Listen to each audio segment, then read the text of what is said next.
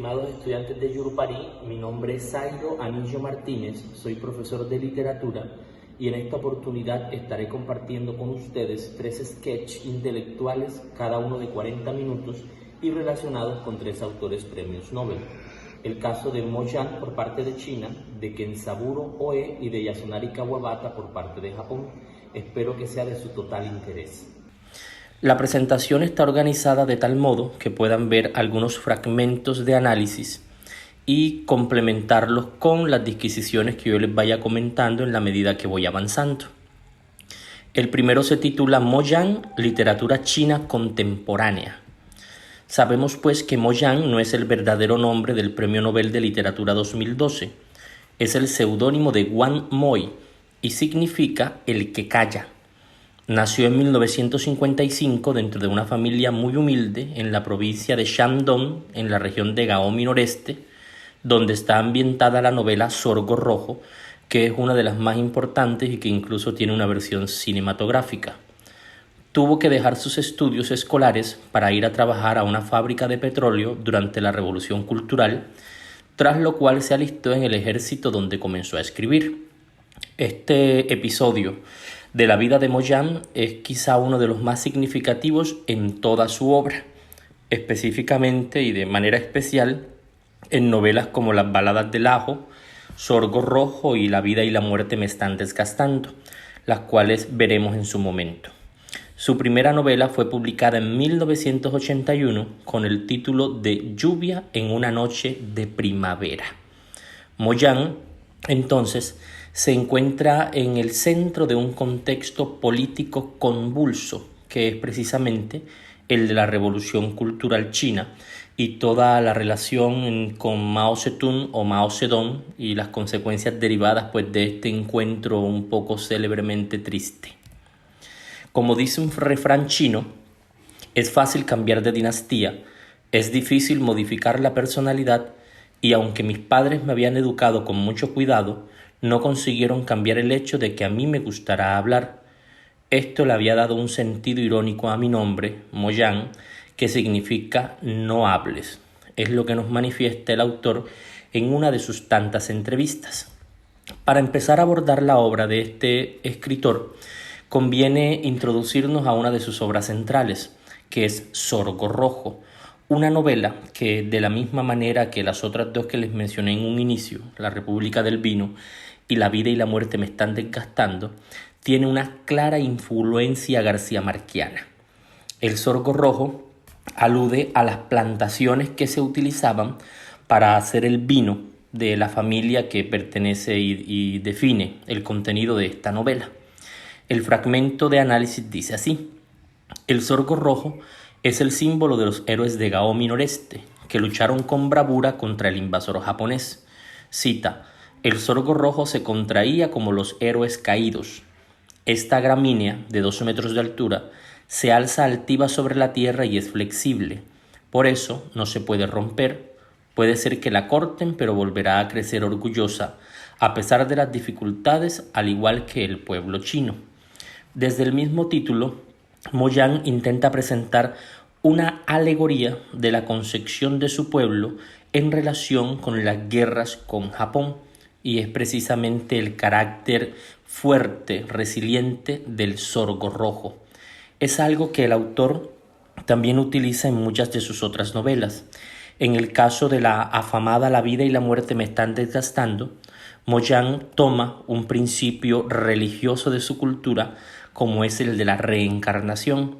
Si analizamos en detalle el título, La vida y la muerte me están desgastando, notamos que alude a una serie de ciclos a través de los cuales el nacer, el morir, el nacer y el morir generan en el personaje una especie de desgaste.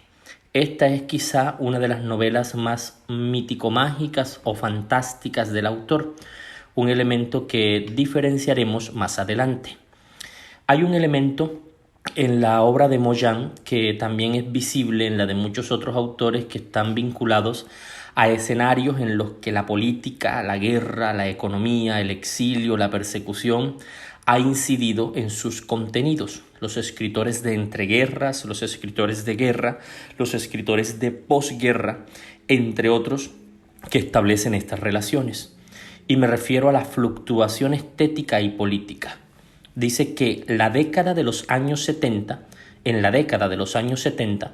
todavía la literatura tendía a extender la actitud de propagar los éxitos comunistas identificados en los actos de heroicos protagonistas. Pero Moyán y otros escritores da un paso adelante e introduce una corriente denominada el neohistoricismo. Al elegir a personajes marginales, las narraciones neohistoricistas describen las trivialidades de la vida de los protagonistas, que suelen estar llenas de problemas de todo tipo, tanto personales como sociales. En este punto conviene detenernos para analizar un paralelo que en Occidente se denomina como la nueva novela histórica, que es precisamente la definición que se encuentra en este aparte y que pues deciden denominar en este caso neohistoricismo. La nueva novela histórica es una variante de la novela histórica tradicional. Debemos tener en cuenta que si bien toda la literatura tiene un sustrato histórico, a lo que se le denomina como novela histórica, historia novelada o nueva novela histórica, presenta una tensión o una relación o un énfasis mucho más incidente entre estos dos campos del conocimiento, historia y literatura. Por un lado, encontramos la historia novelada. En la historia novelada, el principio rector es la historia, que acude a elementos literarios para dar a conocer sus contenidos. Ejemplos abundan, tales como la historia de Gibbon sobre el Imperio Romano, por ejemplo, y de manera mucho más contemporánea, autores como Hobsbawm, autores como Ken Follett en cierta medida, y otros que mencionaremos para ilustrarlos en relación con las novelas de Moyán. En el caso de la novela histórica, no ya de la historia novelada, sino de la novela histórica, la preponderancia la tiene la literatura, en particular el género de la novela, y se vincula con la historia para tomar de ella elementos, pero lo que prima es la ficción. En el caso de la novela histórica propia del romanticismo, sobre todo del romanticismo inglés, encontramos el ícono por excelencia que es Ivanhoe de Sir Walter Scott. No obstante, este es un género en el que no me interesa detenerme mucho, porque prontamente la literatura, con su brazo anárquico, su espacio de crítica, entenderá que la novela histórica reproduce de algún modo los discursos oficiales y se hace necesario que afine una serie de instrumentos para tratar la historia de otro modo. En el fragmento en el que dice, al elegir a personajes marginales, las narraciones neohistoricistas describen las trivialidades de la vida de los protagonistas, que suelen estar llenas de problemas de todo tipo, tanto personales como sociales. Estos personajes marginales son los que en los estudios postcoloniales se les denomina también como subalternos o periféricos, una serie de personajes que no tuvieron la oportunidad de escribir la historia o de manifestar sus discursos en la historia que nosotros conocemos como oficial, de modo que la literatura se dedica a hacer un revisionismo histórico. Es revisitar la historia para tratar de encontrar los vacíos que ésta tiene y llenarlos con el discurso de aquellos a quienes el poder acalló. En un contexto como el de la Revolución Cultural, donde la censura es evidente, resulta más que prolífico un tipo literario de este corte. El caso de otro premio Nobel chino que también acude a este contexto y a estas formas es Gao Xingdian. Gao Xingdian tiene dos novelas, El libro del hombre solo y La montaña del alma, en las que también da cuenta de este desarraigo producido por el impacto de la revolución cultural en China y la persecución a los artistas. Entonces, en este caso, fluctuación estética y política, alude precisamente al movimiento literario que se debate entre la ficción y la realidad para dar cuenta de una visión histórica que ha sido acallada. Aquí se denomina neohistoricismo y en el cual pues puede afiliarse Moyán y otra cantidad de autores. Nosotros podríamos denominarlo como la nueva novela histórica, un nuevo modo de entender la historia. En siguiente lugar, encontramos un devenir mitológico y legendario. Mucha atención.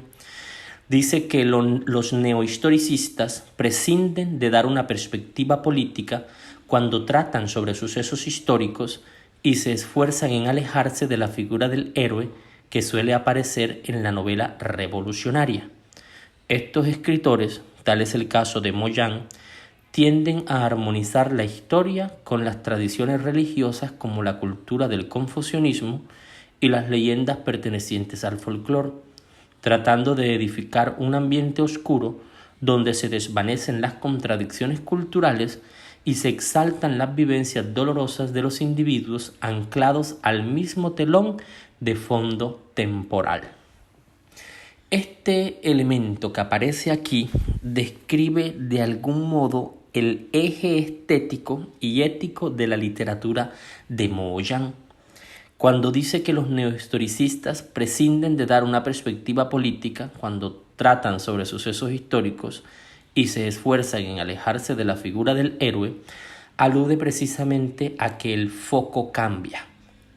El interés del nuevo novelista histórico o del neohistoricista no está en los protagonistas de la historia, sino en los subalternos, repito, aquellos a quienes el poder no les permitió hablar. De este modo, la literatura reivindica aún más su libertad. Ahora bien, hay que tomar en consideración que lo que se presenta en esa literatura como tal no es cierto, no es real, no es verificable en la historia, pero sí es un modo de entender cómo pudo haber sido la sensibilidad de aquel individuo que no hizo parte de los estamentos de poder y que por lo tanto la historia oficial no da cuenta de su discurso. Podemos pasarnos al caso colombiano. Vemos, por ejemplo, una novela como La Ceiba de la Memoria de Roberto Burgos Cantor o una novela como La Tejedora de Coronas de Germán Espinosa, que son obras que giran en torno a personajes que en su mayoría no tuvieron participación discursiva en la historia que nosotros conocemos. Por ejemplo, en La Ceiba de la Memoria encontramos a dos esclavizados, Bencos Biojó y Analia Tubarí, que hablan en primera persona. La marca que Burgos Cantor le imprime a esos discursos es en primera persona, precisamente para indicar que intenta rastrear en el corazón de esos personajes qué pudieron haber sentido al ser subyugados por la esclavitud, por la esclavización. En ese caso concreto, vemos un ejemplo claro de lo que es la nueva novela histórica en Colombia. El caso de La Tejedora de Coronas de Germán Espinosa también resulta interesante porque la voz se le da a una mujer que en pleno siglo XVIII y transición decide viajar a Europa como polizón y se afilia con Voltaire a logias masónicas. Logra llegar al Vaticano, del Vaticano regresa a las distintas ciudades europeas que visita, hasta que regresa a Estados Unidos y de Estados Unidos nuevamente a lo que hoy es Colombia. Y la mujer habla en muchos casos en primera persona y uno puede percibir cómo pudo haber sido la sensibilidad de una mujer en medio de contextos en los que evidentemente le tocaba callarse. En el caso de los chinos, en el caso específico de Moyán, sus personajes son campesinos, terratenientes venidos a menos, cualquier tipo de soldado raso que se encontraba en medio de una batalla en la que no quería estar, y otra serie de personajes que manifiestan en su discurso esta imposibilidad de comunicarse en su momento y la manera como esa novela les abre el espacio para emitir sus discursos. Un detalle para tomar en consideración, dice, en este sentido, los neohistoricistas vuelven al origen de la tradición.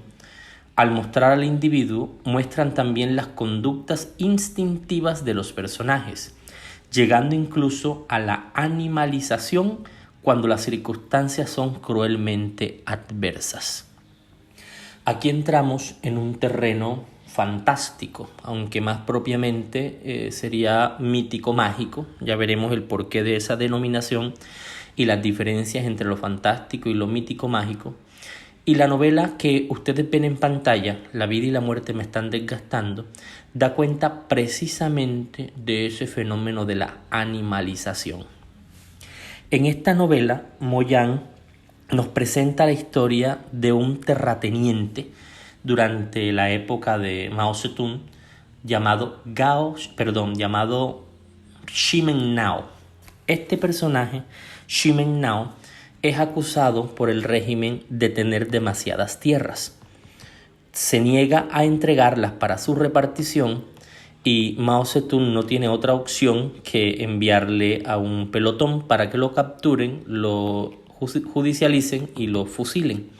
Cuando llegan donde Ximengnao, evidentemente este se niega y es puesto en el paredón y fusilado.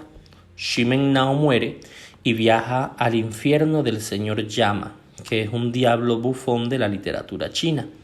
El señor Yama le pone como castigo rostizarlo en una paila de aceite hirviendo.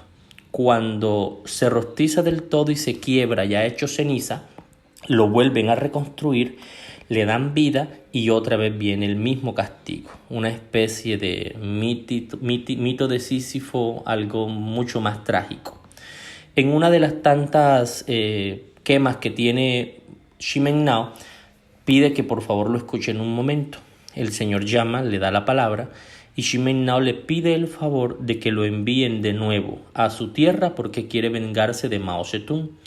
El señor Yama hace un concilio con los otros demonios y deciden darle la oportunidad a Ximengnao. El problema es que cuando lo envían de nuevo a sus tierras, lo envían convertido en un buey. En ese caso, este personaje convertido en un buey logra observar todo lo que acontece durante la Revolución Cultural con la conciencia humana de Ximengnao, pero encerrado en el cuerpo de un buey. Muere como buey, regresa al infierno del señor Yama, quien le promete que ahora sí lo va a mandar, convertido en lo que es, lo vuelve a mandar pero convertido en un burro, y así progresivamente hasta 5 transformaciones. En este momento, lo neohistoricista está acudiendo a la animalización, es decir, darle a los personajes un carácter de animal, algo incluso pues quizá más bajo, a un nivel de conciencia racional desde esta perspectiva, para que observe y detalle lo que aconteció durante la Revolución Cultural. Entonces, estos elementos forman una parte muy clara de las herramientas que utiliza la literatura para cuestionar el poder y la historia. Un elemento que incluyo en esta presentación y que considero pues muy relevante para entender cuáles son las motivaciones estéticas y sociopolíticas de estos estilos es lo siguiente. Dentro de la corriente neohistoricista, durante los años 80, la literatura china tomó 2 caminos. El primero, que consideraba los modelos extranjeros como ideales a seguir, y el segundo, que consistía en tomar influencias, pero siempre más apegadas a las raíces del propio país. La segunda senda fue la elegida por los intelectuales de la búsqueda de la raíz, un movimiento llamado Shungen, como aparece en el texto de la pantalla. Se define del siguiente modo: la literatura de la búsqueda de la raíz es un subgénero de la novela neohistoricista de la que hemos venido hablando, cuyo representante más famoso y de más éxito es Moyán, que describe a la gente de su tierra natal, Gaomi Noreste. En este punto encontramos un fenómeno que en la segunda mitad del siglo XX se dio sobre todo a principios del siglo XX en América Latina y también en otras culturas como la de la India, que ha sido presa de la colonización. En China se le denominó Shungen, que traduce búsqueda de la raíz. Esa parte de la literatura, la historia de la literatura de estas regiones, se debate en torno a las temáticas, estilos y tradiciones locales y la obvia incidencia, influencia o recepción, si se quiere, de modelos literarios occidentales, principalmente europeos. En el caso de China, es evidente la influencia de autores también como Kafka, Virginia Woolf, incluso los rusos de finales del XIX, James Joyce, entre otros. Y sin lugar a dudas, y algo pues que siempre me ha llamado mucho la atención, la influencia de autores latinoamericanos en cuanto a la visión, a la ideología, al modo de entender la relación entre la realidad y la ficción. Para ellos resultó grato la lectura y la traducción por los años 80 de obras como Cien años de soledad, Pedro Páramo y El siglo de las luces. Cien años de soledad de García Márquez, Pedro Páramo de Juan Rulfo y El siglo de las luces de Alejo Carpentier. De modo que los chinos de la época, los 80, 70, se dieron a la lectura de estas obras y comprendieron que necesitaban hacer una especie de aleación entre los modos discursivos, los estilos literarios, las estructuras de estas literaturas y sus temáticas propias. Ahora, con esta visión en mente, tomemos en consideración el fragmento. Miren lo que dice. Dentro de la corriente neohistoricista, durante los años 80, la literatura china tomó dos caminos. El primero, que consideraba los modelos extranjeros como ideales a seguir. En principio, es evidente que la literatura tuvo su mayor impacto en la historia reciente, en el siglo XIX europeo. Movimientos como el clasicismo, el romanticismo, el realismo, el naturalismo y las vanguardias que surgieron en algún modo como vías alternativas mucho más contemporáneas o modernas en el sentido del término, marcaron la pauta de la literatura en distintas latitudes. Es evidente el impacto que tuvo esa literatura en Norteamérica, en la llamada generación perdida, que sirvió también como un catalizador para los escritores de lo que nosotros conocemos como el boom, bien sea eso un movimiento estético, pues lo dudo, o un movimiento publicitario con una amplia justificación por la calidad de sus obras, que es pues una visión con la que estoy más de acuerdo. Los chinos también se vieron enfrentados a esta influencia, solo que un poco tarde, quizá un poco tarde. Y lo vieron también a través del catalizador de los latinoamericanos, en especial García Márquez.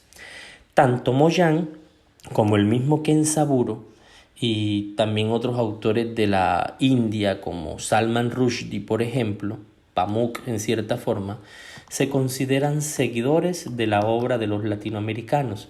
Incluso algunos los ven como una especie de maestros.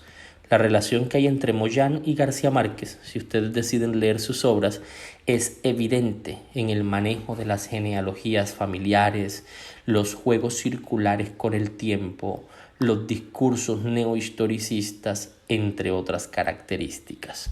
Entonces, este primer impacto fue para los chinos absolutamente necesario porque los modelos extranjeros les brindaron alternativas para poner en forma, es decir, para definir cómo contar su literatura, sus historias. Ahora, el segundo, que consistía en tomar influencias, pero siempre más apegadas a las raíces del propio país. Cuando hablamos de las raíces del propio país, no nos limitamos a los moldes o modelos literarios del contexto chino como tal, sino a las historias locales, a las leyendas, mitologías, mitos en concreto, concepciones de sus lugares de nacimiento. Esto se sintetiza del siguiente modo.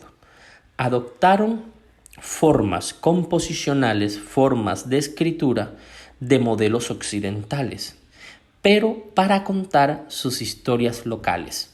Si volvemos al contexto colombiano, ahí vemos la figura clara de un hombre como Héctor Rojas Erazo, de un hombre como Álvaro Cepeda Zamudio, que leyeron muy bien a los autores norteamericanos de la generación perdida, John Dos Passos, William Faulkner, Fitzgerald, entre otros, y decidieron aprender la carpintería de la literatura, el modo como se cuenta una historia, pero para narrar las vicisitudes propias de sus regiones, de su país, y de ese modo dar un retrato de lo global.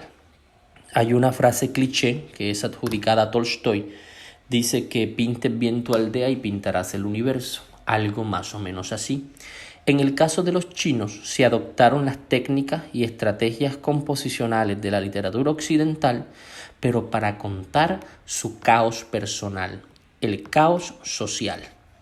Esta literatura de la búsqueda de la raíz, dice, es un subgénero de la novela neohistoricista. Claro, porque entre todas las posibilidades que la historia y la literatura representan para contar, algunos decidieron hacer esta simbiosis enfocada a moldes occidentales para contar historias locales.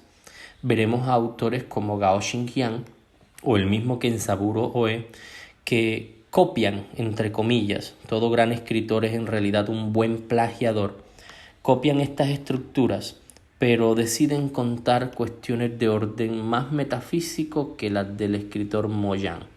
Eso lo veremos en su momento con Gao Xingyan y con Kenzaburo e incluso con el mismo Kawabata. Ahora, ¿de dónde viene esta inclinación? Miren lo que está en pantalla. Dice: el marco temporal y cultural es importante para entender esta búsqueda entre lo externo y lo interno. En 1982, año de gloria de García Márquez, China comenzaba una época de reformas y apertura al mundo. Tras el trauma histórico resultado de la revolución cultural, se esforzaba en acceder al gran espectáculo de la modernización global. Una de las influencias que achacan críticos como Fan Che o Mo Yuan es el influjo de la literatura de Gabriel García Márquez en sus novelas, que se observa en cierta similitud temática y la utilización de la realidad maravillosa y a la vez verosímil. Desarticulemos este párrafo en partes para entenderlo. Tiene muchos elementos. En principio, nos dice que el marco temporal y cultural es importante para entender esta búsqueda entre lo externo y lo interno. Lo externo son las influencias, lo interno las historias locales. En el año de 1982, que es cuando García Márquez recibe el premio Nobel y su novela insigne, 100 años de soledad, comenzó a traducirse a varias lenguas, una de ellas fue el chino. Y los autores que tuvieron acceso debido a ese boom mediático que determinó la obra del Nobel colombiano, se dieron cuenta que en ese texto existía una conjunción perfecta de lo que ellos estaban buscando.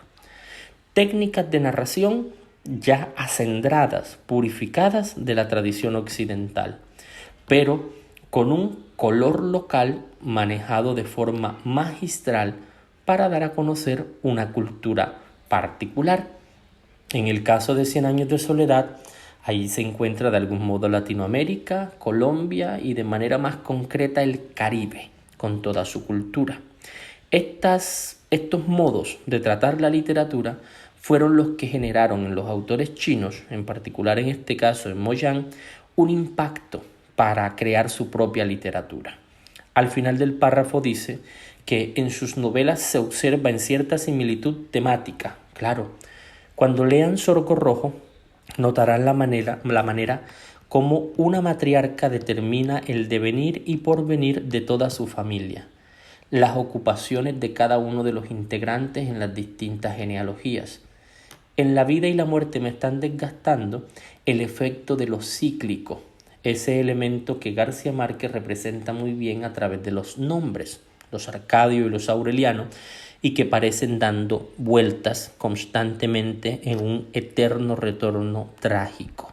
Así opera ese manejo del tiempo en La vida y la muerte me están desgastando. La relación que hay entre la otra parte, la realidad maravillosa y a la vez verosímil, corresponde a la tradición de los llamados realismos imaginarios. Por lo general son tres: el fantástico, el maravilloso y el mítico mágico. No obstante, me interesa en este momento el mítico mágico. Podríamos decir que el realismo mítico mágico es un estilo a través del que se distorsionan las leyes naturales de la realidad con el fin de crítica ideológica. Sabemos que hay textos que manejan lo real maravilloso, un tipo de literatura que sin trascender o remover las leyes naturales, es decir, todo se mantiene dentro de un contexto factible que puede ocurrir en la realidad y sin embargo sorprende. Pero en el realismo mítico mágico sí se da una ruptura de las leyes naturales, es decir, cuestiones que no pasarían en la realidad real, y que detrás de esa ruptura de esas leyes naturales existe una clara intención de crítica ideológica. La novela insigne de este fenómeno, para mí más que 100 años de soledad incluso, es El otoño del patriarca. Los invito a leerla y comprobarán por sí mismos a qué me estoy refiriendo. En la siguiente diapositiva, la tienen en su pantalla, dice una puesta en forma. Plantea lo siguiente: dentro de esta similitud se señala la utilización de una familia para relatar la historia de un país, al igual que hizo García Márquez. Pero esto ocurre de manera general en las novelas neohistoricistas y más concretamente en las de la búsqueda de las raíces.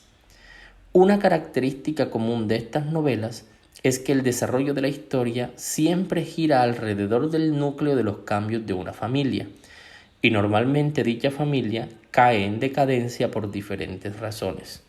Acontece en Sorgo Rojo, acontece en La vida y la muerte me están desgastando, tal como acontece en 100 años de soledad, en algunas novelas de William Faulkner, en algunas novelas de Héctor Rojas Erazo y también en una novela como Pedro Páramo de Juan Rulfo. El centro de los personajes es un sistema familiar a través del cual se filtran las demás realidades sociales que progresivamente los llevan a una tragedia, a una decadencia.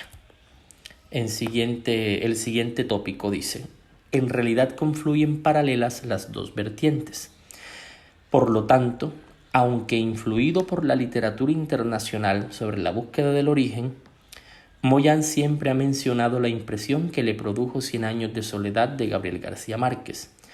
Es de subrayar que el aspecto familiar forma parte de la búsqueda de las raíces, en el sentido de que, en la cultura china, la perspectiva vital de las personas tiene como telón de fondo su posición dentro de la familia.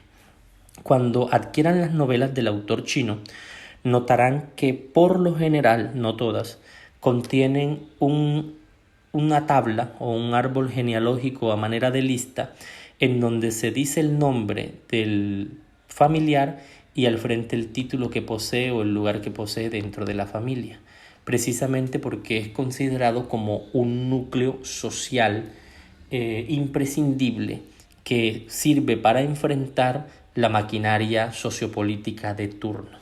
Y ambos autores, como los ven en la pantalla, desarrollan estas visiones. Nuestro siguiente tópico es el de la anatomía de la influencia. Reza del siguiente modo: la literatura tiene su raíz. La literatura tiene que estar profundamente arraigada en la tierra de la cultura tradicional del pueblo. Si no, el árbol de la literatura nunca florecerá. Un año más tarde, otro escritor publicó una de las obras más relevantes de esta corriente literaria. Se trataba de Sorgo Rojo de Moyán. Por lo tanto, como diría Harold Bloom, Moyán ya se había despegado de la angustia de las influencias y volaba libre con su propio estilo. En primer lugar, les aclaro que el concepto anatomía de la influencia, y que es precisamente el título de uno de los libros del renombrado crítico norteamericano Harold Bloom, hace alusión a la manera como está estructurada la relación entre un autor y sus precursores. quiénes son los que lo influyeron, de dónde vienen esas influencias, cómo determinan los autores de gran calibre precedentes a un autor en formación. El otro concepto que aparece, el de la angustia de las influencias, es precisamente la pelea que hay entre el autor que se está formando y sus precursores. Cómo pelea con la influencia para que su literatura no quede en el nivel de un epígono, de un simple repetidor de un estilo.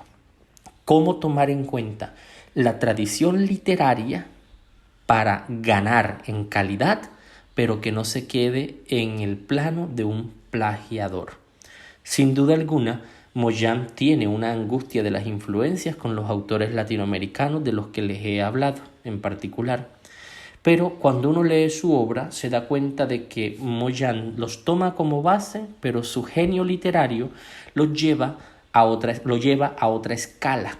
Cuando la Academia le entregó el premio Nobel en sus distintas denominaciones, lo presentó como un autor del realismo alucinatorio. Son de algún modo nombres rimbombantes, más con fines publicitarios que la Academia otorga, pero que brevemente sirven para entender un poco el estilo de un autor. En el caso de ese realismo alucinatorio, es más verificable en una novela como La República del Vino.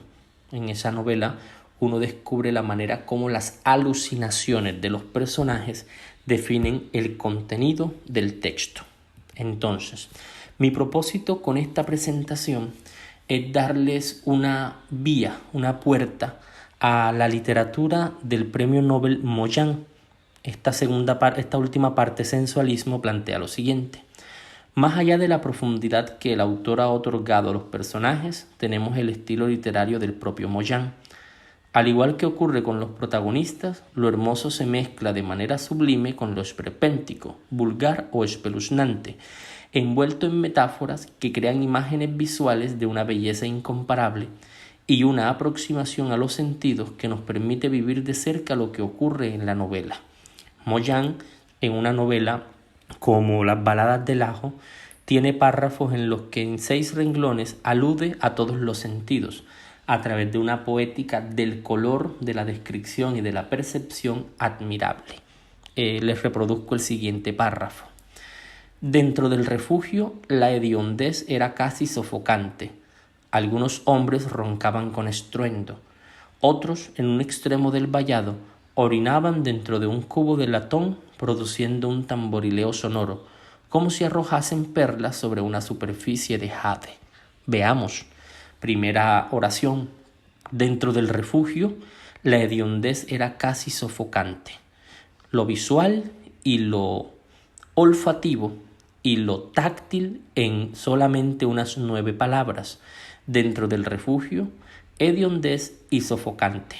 Luego, algunos hombres roncaban con estruendo, lo auditivo. Otros, en un extremo del vallado, orinaban dentro de un cubo de latón produciendo un tamborileo sonoro, de nuevo lo auditivo, como si arrojasen perlas sobre una superficie de jade.